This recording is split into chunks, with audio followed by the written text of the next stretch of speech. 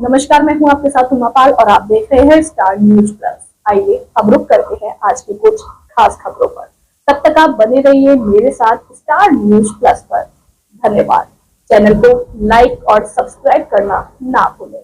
देखते रहिए star news plus.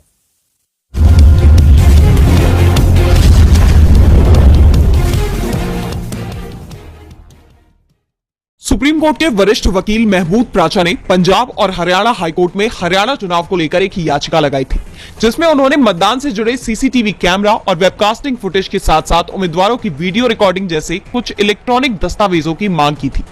प्राचा ने अपनी याचिका में कहा था कि कोर्ट चुनाव आयोग को उन्हें ये सब उपलब्ध कराने का आदेश दे, बदले में जो भी शुल्क बनता है वो देने को तैयार है। हाईकोर्ट ने महमूद प्राचा के हक में फैसला सुनाया तो सरकार ने कंडक्ट ऑफ इलेक्शन रूल 1961 के नियम 93(2)A में ही संशोधन कर दिया और ऐसे व्यक्ति को यह रिकॉर्ड देने से इनकार कर दिया जो चुनाव नहीं लड़ा हो। सिर्फ चुनाव लड़ने वाला व्यक्ति ही अपने निर्वाचन क्षेत्र के चुनाव से जुड़े दस्तावेजों की मांग कर सकता है। इस बदलाव को लेकर कांग्रेस ने मोदी सरकार पर सवाल उठाए थे कि आखिर सरकार चुनाव की किस धांधली को छिपाने की कोशिश कर रही है। और अब कांग्रेस पार्टी ने मोदी सरकार के चुनाव नियमों में किए गए बदलावों को सुप्रीम कोर्ट में चुनौती दे दी है। इसे लेकर जयराम रमेश ने ट्वीट किया कि निर्वाचनों का संचालन नियम 1961 में हाल के संशोधनों को चुनौती देते हुए सुप्रीम कोर्ट में एक रिट दायर की गई है। चुनाव आयोग एक संवैधानिक निकाय है, इस पर स्वतंत्र और निष्पक्ष चुनाव कराने की जिम्मेदारी है, इसलिए इसे एक तरफा और सार्वजनिक विचार विमर्श के बिना इतने महत्वपूर्ण नियम में इतनी निर्लज्जता से संशोधन करने की इजाजत नहीं दी जा सकती है। उस परिस्थिति में तो विशेष रूप से नहीं जब वो संशोधन चुनावी प्रक्रिया को अधिक पारदर्शी और जवाबदेह बनाने वाली आवश्यक जानकारी तथा सार्वजनिक पहुंच को समाप्त करता है। चुनावी प्रक्रिया में सत्यनिष्ठा तेजी से कम हो रही है। उम्मीद है कि सुप्रीम कोर्ट इसे बहाल करने में मदद करेगा। नरेंद्र मोदी दिल्ली में क्रिसमस सेलिब्रेशन के एक इवेंट में शामिल हुए थे। इसका आयोजन Catholic Bishops Conference of India ने किया था, लेकिन पीएम के इसमें शामिल होने पर केरल के एक कैथोलिक चर्च के बिशप ने तंज कसा है। उन्होंने फेसबुक पोस्ट में लिखा, वहां पीएम बिशप का सम्मान कर रहे हैं और क्रिब को लेकर श्रद्धा दिखा रहे हैं और यहाँ क्रिब पर हमले कर रहे हैं। बता दें कि क्रिब क्रिसमस सेलिब्रेशन के दौरान की जाने वाली उस सजावट को कहा जाता है जो ईसा मसीह के जन्म को दर्शाती है। अपनी पोस्ट में बिशप ने केरल के पलक्कड़ के सरकारी स्कूलों में क्रिसमस सेलिब्रेशन के आयोजनों में बवाल किए जाने की घटनाओं का जिक्र किया।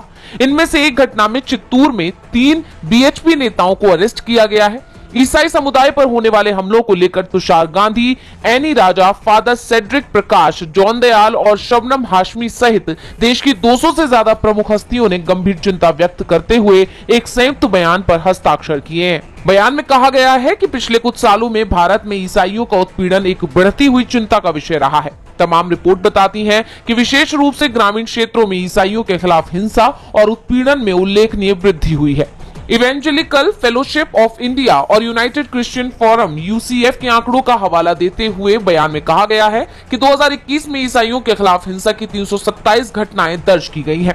2022 में 486 से ज्यादा घटनाएं दर्ज की गई, जिनमें शारीरिक हिंसा के 115 मामले और धमकी और उत्पीड़न के 357 मामले शामिल हैं।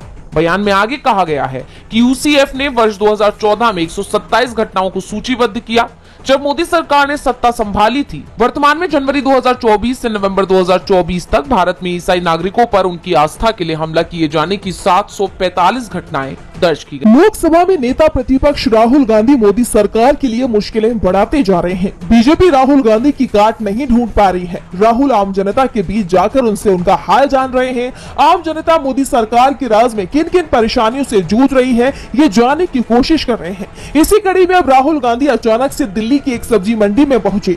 इस दौरान सब्जियों के दाम सुनकर राहुल के भी होश उड़ गए। सब्जी मंडी में मौजूद कई महिलाओं ने राहुल को अपनी आपबीती सुनाई। राहुल गांधी की महिलाओं से मुलाकात और बातचीत का वीडियो भी सामने आया है, जिसे राहुल गांधी ने एक्स पर शेयर किया है। लगभग 6 मिनट के इस वीडियो में राहुल सब्जियों के दाम पूछ रहे हैं। महिलाएं सरकार के खिलाफ नाराजगी जाहिर कर रही हैं। एक महिला ने कहा कि शलजम जो कभी 30 से 40 रुपए किलो मिलते थे वो आज 60 रुपए किलो मिल रहे हैं। मटर 120 रुपए किलो मिल रही है। सब्जी मंडी गिरिनगर की है। राहुल गांधी ने महिलाओं से कहा कि महंगाई हर साल बढ़ती जा रही है, इससे आप पर दबाव बढ़ता होगा। राहुल ने पूछा कि जीएसटी से महंगाई बढ़ी है। इस पर महिला ने कहा कि हाँ, बहुत ज्यादा। राहुल गांधी ने इस वीडियो को शेयर करते हुए लिखा कि लहसुन कभी 40 रुपए था, आज 400 रुपए किलो है। बढ़ती महंगाई ने आम आदमी के रसोई का बजट बिगाड़ दिया है। सरकार कुंभकर्ण की नींद सो रही है। राहुल से बात करते हुए एक महिला कहती है कि सोना सस्ता होगा लेकिन लहसुन नहीं।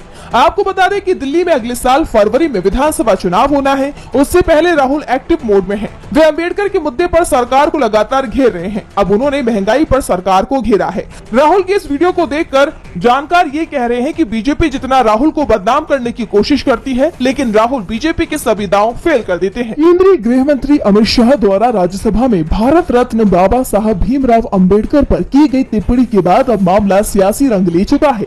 उनके इस बयान के विरोध में कांग्रेस ने देश भर में जगह जगह प्रदर्शन किया। संगम नगरी प्रयागराज में कांग्रेस नेताओं और कार्यकर्ताओं ने नारेबाजी कर विरोध प्रदर्शन किया। कांग्रेस ने बाबा साहेब भीमराव अंबेडकर के अपमान पर गृह मंत्री से देश की जनता से माफी मांगने की मांग की।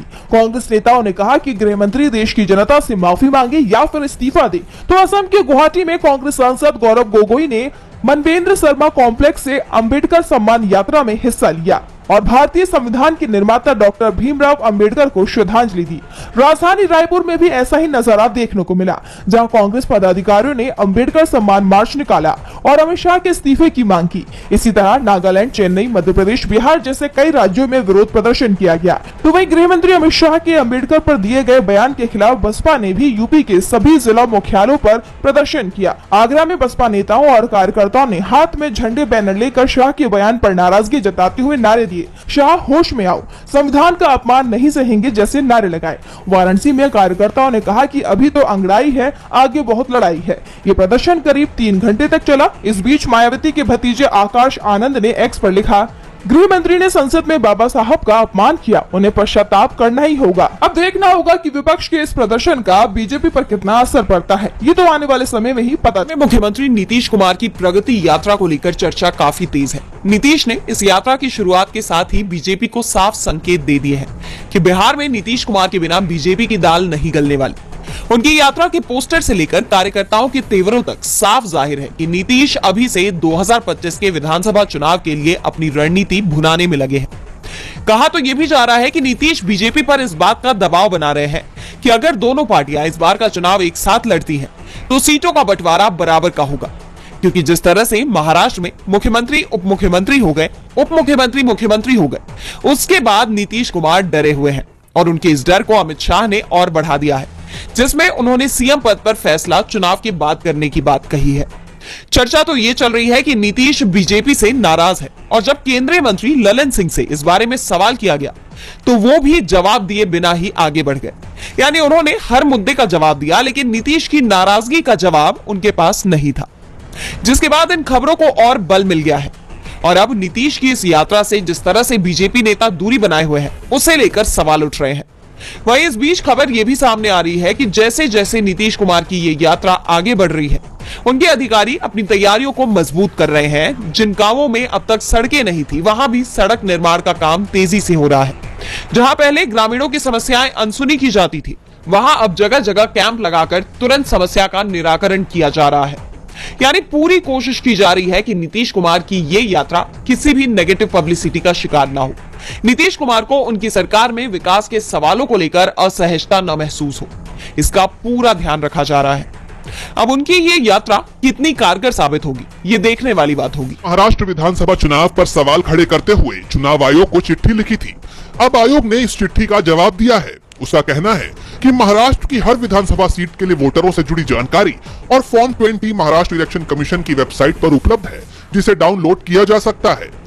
वहीं वोटर लिस्ट को लेकर उठाए गए सवाल पर आयोग ने बताया कि कांग्रेस की तरफ से दी गई शिकायत में कहा गया है कि महाराष्ट्र में हुए लोकसभा और विधानसभा चुनाव के बीच करीब 8 लाख वोटर्स के नाम वोटर लिस्ट से काट दिए गए, यानी औसतन एक विधानसभा से 2779 वोटर्स कम हो गए।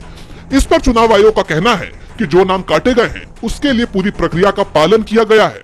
अब आयोग की इस दलील में कितना दम है, ये तो जांच का विषय है। लेकिन इसके साथ ही चुनाव आयोग ने यह भी कहा कि शाम 5 बजे के आंकड़ों की तुलना अंतिम आंकड़ों से करना सही नहीं है। आयोग की दलील है कि शाम 5 बजे से लेकर रात 11:45 तक मतदान में बढ़ोतरी सामान्य है। बता दें कि कांग्रेस लंबे समय से महाराष्ट्र चुनाव को लेकर चुनाव आयोग और बीजेपी पर सवाल खड़े कर रही है। इसी को लेकर कांग्रेस के एक प्रतिनिधि मंडल ने आयोग से मुलाकात भी की थी और शिकायतों से जुड़ी चिट्ठी भी लिखी थी, जिस पर चुनाव आयोग ने अब ये जवाब दिया है। अब देखना होगा कि आयोग के इस जवाब पर कांग्रेस की क्या प्रतिक्रिया सामने आती है। महिला शूटर और ओलंपिक मेडलिस्ट मनु भाकर को खेल रत्न न दिए जाने को लेकर मोदी सरकार बुरी तरह से घिर गई है।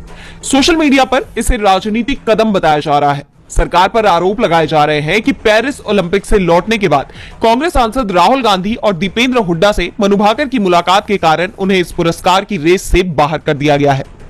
वहीं मनु के परिवार का कहना है कि यह गलत हो रहा है। उनके पिता का भी बयान सामने आया है। उन्होंने कहा कि अगर आपको अवार्ड के लिए भीख मांगनी पड़े तो एक ही ओलंपिक में 2 मेडल जीतने का क्या मतलब है। एक सरकारी अधिकारी निर्णय ले रहे हैं और समिति के सदस्य चुप हैं और अपनी राय नहीं दे रहे हैं। मुझे समझ में नहीं आता।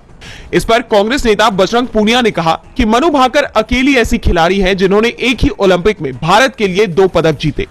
क्या इतनी बड़ी अचीवमेंट के बाद भी मनु या उनके परिवार को अपने हक के लिए आवाज उठानी पड़ेगी। आपको बता दें कि मनु भाकर ने पेरिस ओलंपिक 2024 में भारत को एक के बाद एक 2 मेडल दिलाए थे। ऐसे में बढ़ते विवाद को देखते हुए national rifle association of India NRAI अब उनके नॉमिनेशन के लिए खुद खेल मंत्रालय के पास पहुंची है, जिसके बाद खेल मंत्रालय भी खुद मनु के नॉमिनेशन की तैयारी कर रहा है। इस पर मनु भाकर ने भी अपनी चुप्पी तोड़ते हुए कहा कि मैं अवार्ड के लिए उत्साहित तो हूं, लेकिन वो मेरा अंतिम लक्ष्य नहीं है। एक एथलीट के रूप में मेरी भूमिका अपने देश के लिए खेलना और प्रदर्शन करना है।